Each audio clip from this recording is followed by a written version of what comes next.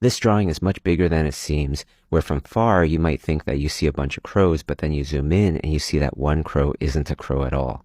Then you might see that there's a little glowworm on top of its head, but then when we get closer, you can see that it's actually a little fictional creature with an astronaut ant on its back. And if you look at the tiny, tiny little thing that the astronaut is holding, you can see that it's a little atom. But what's a tiny, tiny little atom to us might be bigger than the world to someone else.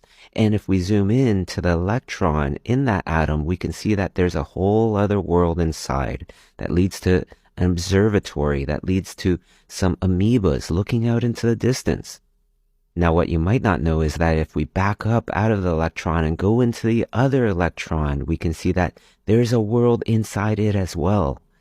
And even though both these worlds look completely different, if we search around and we just investigate, we may just see that what seems completely different and far away might be much more connected than we might just think.